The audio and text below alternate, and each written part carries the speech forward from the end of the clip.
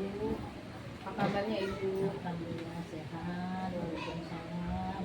Baiklah Ibu, saya datang ke sini mau ada sedikit diskusi dengan Ibu, mencari informasi, menggali ilmu dari Ibu. Kebetulan Ibu kan kepala sekolah kami, SD Negeri 36 tahun ini ya Bu ya. Jadi pertanyaan saya ini nanti berkaitan dengan pengambilan keputusan yang berbasis nilai-nilai kebajikan yang sudah Ibu terapkan di SD Negeri 36 Parangkuti. Sebelumnya kalau boleh tahu Ibu nanti sudah berapa lama menjadi kepala sekolah di SD Negeri 36 Parangkuti ini? Jadi kebenaran sudah menjabat kepala sekolah di SD 36 tahun ini sudah dari 2014 sampai sekarang Kurang lebih sudah lama ya. Jadi 2 periode kalau jadi presiden. Berarti Ibu sangat dipercaya sekali ya Bu. alhamdulillah masih dipercaya oleh dinas untuk menjabat sebagai kecil. Izin Ibu, saya mulai bertanya dengan Ibu. Pertanyaan saya yang pertama nih, bagaimana Ibu mengidentifikasi kasus-kasus yang merupakan dilema etika atau rujukan moral yang terjadi di SD kita ini? Kalau untuk apa namanya identifikasi Mengidentifikasinya. anak untuk anak atau untuk Anak guru boleh di guru juga dalam kehidupan sehari-hari di ya SD. kita kalau itu kan banyak ya selama 10 tahun itu pasti banyak kejadian-kejadian baik siswa maupun guru. Ini dulu contohkan saja sebagai siswa saja. Nah, untuk siswa yang pasti siswa itu ada yang baik, ada juga yang tidak baik. Jadi contoh nih misalnya anak kelas 5 itu anak itu pintar, tapi anak itu lumayan agak nakal ya Sikapnya Bu ya. Nah dengan itu kita harus bimbing anak itu supaya menjadi anak yang baik yang bisa menuruti aturan-aturan dari sekolah. Jadi itu kadang-kadang bingung bagaimana ya, misal ke anak ini dia pintar tapi sikapnya kurang, bagaimana cara kita membentuk sikapnya seperti itu ya.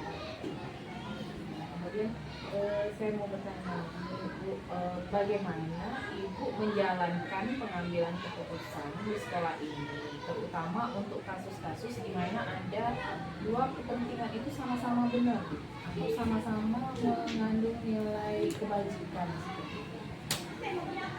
Contohnya kita itu mengambil kasus tidak hanya mengambil yang jelek tapi kita ambil yang baiknya sehingga kita akan menyimpulkan bahwa itu harus benar dan akhirnya akan menjadi benar. Gitu ya. Jadi dicari solusinya tuh secara itu identifikasi dulu ya, secara bersama apakah yang mana yang baik, mana yang lebih baik. Misalnya dibantu dengan kita tanya dengan wali kelasnya, gimana anak ini, tanya lagi dengan panggil orang tuanya, kenapa anak ini seperti ini. Dan nanti kita buat kesimpulan anak itu jadi buat kita buat benar sehingga anak itu akhirnya akan menjadi anak yang lebih baik. Jadi intinya ada kolaborasi dari Bu ya dengan wali kelasnya, dengan orang tua seperti itu.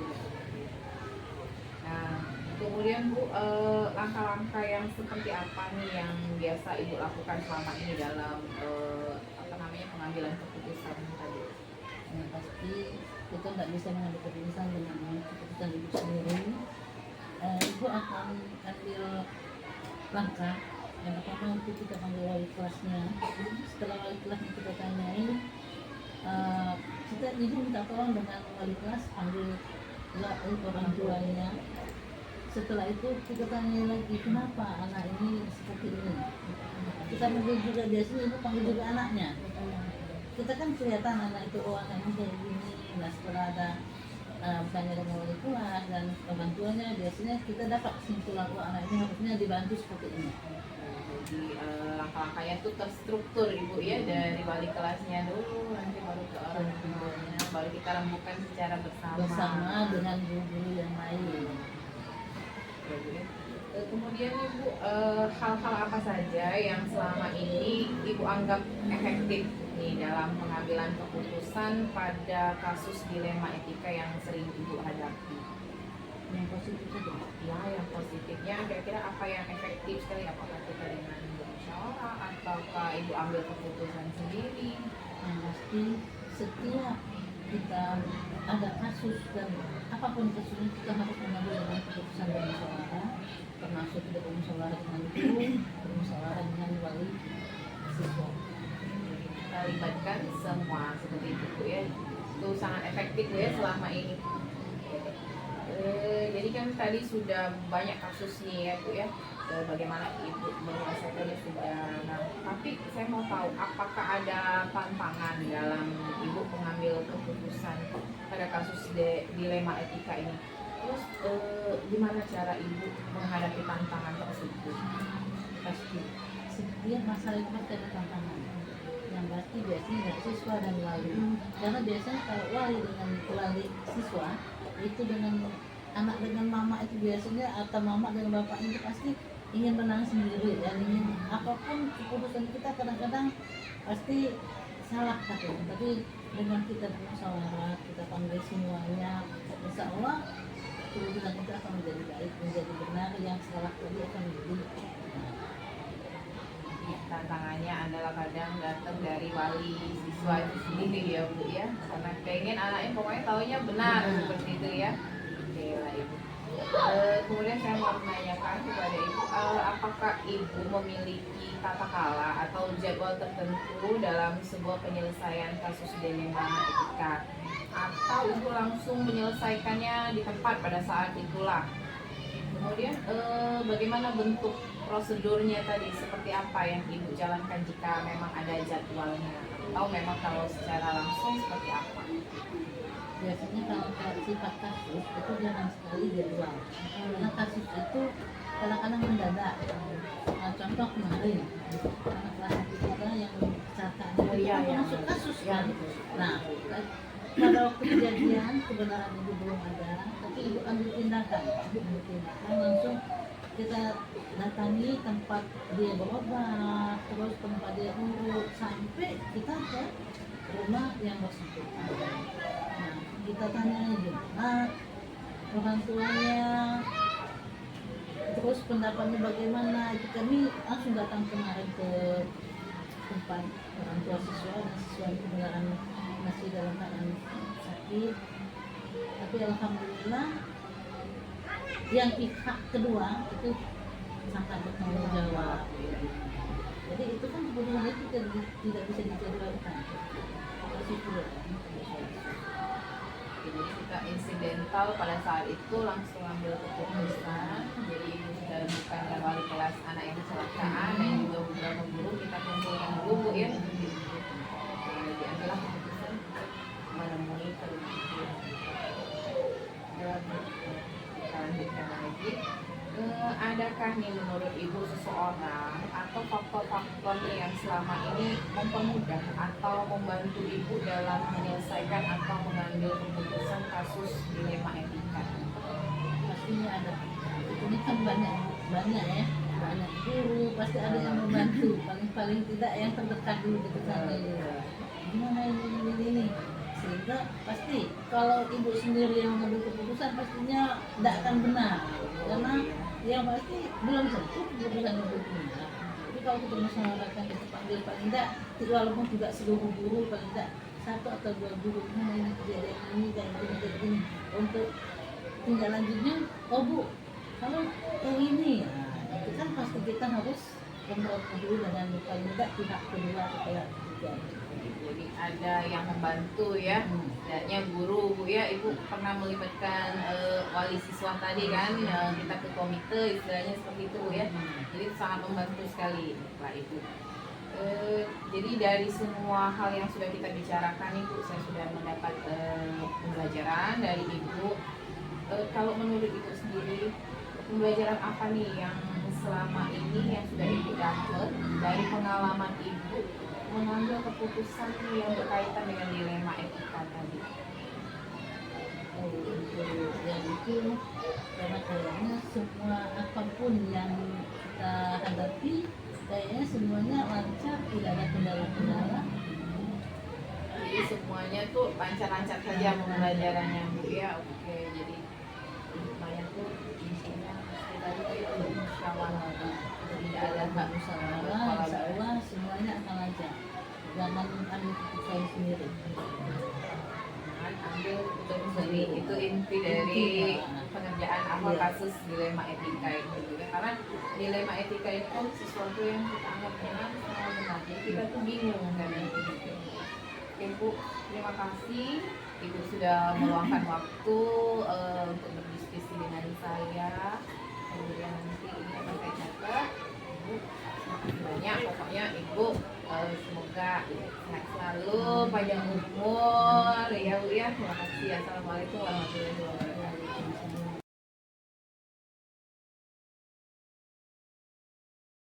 Assalamualaikum warahmatullahi wabarakatuh. Apa kabarnya Ibu Mira? Dia juga apa kabarnya? Alhamdulillah Bu, saya juga dalam keadaan baik ya Bu. Ngomong-ngomong nih Bu, Ibu Mira menjadi kepala sekolah di sekolah ini sudah berapa lama Bu? Ya kurang lebih 3 tahun. Oke, lumayan lama ya Bu ya. Oke, ya. Pertama-tama nih saya mau ucapkan terima kasih kepada Ibu Mira sudah meluangkan waktunya untuk melakukan diskusi atau ngobrol-ngobrol dengan saya pada hari ini ya Bu.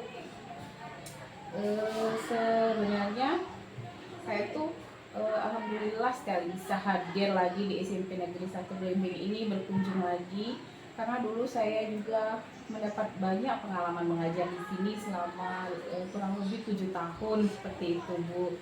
Oke, jadi tujuan saya mau datang ke sini itu adalah untuk menggali ilmu dari Ibu nih terkait dengan praktik pengambilan keputusan yang berbasis dengan nilai-nilai kebajikan sebagai seorang pemimpin. Izin ya Bu, bolehkah saya mengajukan beberapa pertanyaan kepada Ibu? Ya, boleh ya, silahkan jika ada yang bisa saya bantu atau saya bantu. Terima kasih Ibu. Oke, pertanyaan saya yang pertama nih Bu. Selama ini bagaimana Ibu dapat mengidentifikasi kasus-kasus yang merupakan dilema etika atau berupa bujukan moral seperti itu Bu? Terima kasih Bu Dian. Selama ini cara kami mengidentifikasi kasus-kasus yang merupakan dilema etika dan bujukan moral yaitu dengan memperhatikan kasusnya. Jika kita bicara dilema etika, maka kita bicara sesuatu yang sama-sama benar ya. Iya. Dan untuk bujukan moral, maka kita berpikirnya sesuatu yang satu sisi benar dan sisi lainnya salah. Oke, baiklah. Jadi bisa saya simpulkan Ibu ya bahwa dilema etika itu kasus yang kedua-duanya kita anggap benar seperti itu Bu ya. Sedangkan satunya lagi itu bujukan moral itu satu sisi benar, satunya salah seperti itu. Sudah pasti salah begitu Bu ya. Ya benar seperti itu. Baiklah Bu, kemudian Ibu bagaimana Ibu menjalankan pengambilan keputusan di sekolah ini nih, terutama untuk kasus di mana ada dua kepentingan yang sama-sama benar atau sama-sama memiliki nilai kebajikan. Ketika kami dihadapkan pada kasus yang keduanya dianggap benar, maka langkah utama yang kami lakukan adalah melakukan identifikasi masalah terlebih dahulu. Lalu kami kumpulkan bukti-bukti dari kejadian tersebut, lalu kita komunikasikan bersama atau bermusyawarah untuk mencari solusi yang terbaik dengan melihat berbagai pertimbangan. Baik Ibu, jadi pertama itu Ibu akan mengidentifikasi masalahnya terlebih dahulu ya. Kemudian nanti kita kumpulkan bukti-bukti seperti itu Bu ya. Dan yang paling penting dimusyawarahkan ya Bu ya. Oke. Kemudian Bu, langkah-langkah atau prosedur seperti apa nih yang biasa Ibu lakukan selama ini? Yang pertama kita cari tahu dulu masalahnya itu apa, kemudian kapan terjadinya, di mana terjadinya, kemudian siapa saja yang terlibat. Lalu kami memanggil kedua belah pihak untuk saling mengkonfirmasi. Kemudian secara bersama mencari solusi dari masalah tersebut dengan guru, komite, atau pihak yang terkait. Oke, baik Ibu. Jadi langkah nyatanya itu dengan mencari tahu masalahnya, kapan, di mana, dan siapa yang terlibat ya Bu ya. Ya. Kemudian memanggil kedua belah pihak untuk berkolaborasi bersama kita mencari solusinya. Nah, kemudian Bu, saya mau tanya lagi. Adakah hal-hal yang paling efektif yang bisa membantu Ibu dalam pengambilan keputusan, Bu? Sejauh ini kami menganggap bahwa yang paling efektif dalam mengambil keputusan yaitu dengan berkolaborasi atau bermusyawarah dengan berbagai pandangan yang diharapkan dapat mencapai keputusan yang terbaik. Baiklah Ibu. Kalau kita sudah melakukan hal tadi Bu, menurut Ibu ada nggak Bu tantangan dalam pengambilan keputusan pada kasus dilema etika ini? Terus gimana sih cara Ibu untuk menghadapi tantangan tersebut? Ya, tentu saja ada sih tantangannya ya, dalam menghadapi kasus dilema etika ini yang sering dihadapi itu terutama adanya tekanan dari berbagai pihak yang berkepentingan. Kemudian cara kami mengatasinya adalah dengan berpedoman pada aturan dan nilai-nilai kebajikan yang telah ada di sekolah dan saling menjaga komunikasi serta kolaborasi juga mengutamakan rasa keadilan. Oke baik Ibu, jadi ada ya Bu tantangan itu datangnya kadang dari pihak-pihak yang punya kepentingan ya Bu ya, dan cara mengatasinya Ibu tetap berpegang pada nilai kebajikan yang atau aturan yang sudah berlaku di sekolah ini ya Bu ya. Selanjutnya Bu, apakah Ibu memiliki sebuah tata kala atau jadwal tertentu nih dalam sebuah penyelesaian kasus dilema etika? Apakah Ibu langsung menyelesaikannya di tempat nih, atau Ibu memiliki sebuah jadwal nih untuk menyelesaikannya? Bentuk atau prosedur seperti apa nih yang Ibu jalankan? Sejauh ini kami tidak memiliki jadwal tertentu untuk menyelesaikan suatu kasus. Kami lebih banyak menyelesaikan kasus secara langsung dengan fokus pada pengambilan keputusan dengan cermat dan memperhatikan pandangan dari berbagai pihak. Oke Ibu, kalau gitu Bu, semua sudah ini jadi secara langsung ya Bu, tanpa adanya jadwal yang dikhususkan. Adakah Bu seseorang atau faktor-faktor apa yang selama ini mempermudah atau membantu Ibu nih dalam pengambilan keputusan dalam kasus-kasus dilema etika ini sendiri? Tentu saja ada sih, ada dewan guru dan komite sangat membantu untuk mempermudah dan pengambilan keputusan dalam kasus dilema etika ini. Terkadang juga melibatkan pengawas sekolah. Oke, seperti Faktor itu. yang mempermudah kami yaitu ya kolaborasi dan komunikasi yang terjaga. Oke, baiklah Ibu. Jadi banyak pihak ya Bu yang bisa membantu Ibu dalam menyelesaikan permasalahan dilema etika yang selama ini terjadi di sekolah. Faktor utama yang membantu itu kalau menurut Ibu tadi adalah musyawarah seperti itu Bu ya. Baiklah Ibu, dari semua hal yang telah Ibu sampaikan, pembelajaran apa nih yang Ibu petik dari pengalaman Ibu selama mengambil keputusan dalam kasus dilema etika ini sendiri? Ya, pengalaman yang dapat saya petik dari pengambilan keputusan ini mengajarkan kami bahwa dalam pengambilan keputusan itu sangat perlu mempertimbangkan nilai-nilai kebijakan serta dampaknya. Jadi pengambilan keputusan itu harus berfokus pada kepentingan murid sehingga tercipta rasa aman dan nyaman. Saya juga akan lebih berhati-hati dalam mengambil keputusan untuk di masa yang akan datang, serta saya akan mengutamakan musyawarah. Baiklah Ibu, jadi intinya pokoknya segala sesuatu itu adalah kolaborasi dan musyawarah ya Bu ya, untuk keadilan bersama seperti itu Bu ya. Baiklah Ibu, terima kasih banyak atas diskusi kita hari ini. Saya ucapkan terima kasih sekali kepada Ibu. Sama-sama, semoga bermanfaat untuk kalian. Terima kasih Ibu. Wassalamualaikum warahmatullahi wabarakatuh. Waalaikumsalam warahmatullahi wabarakatuh.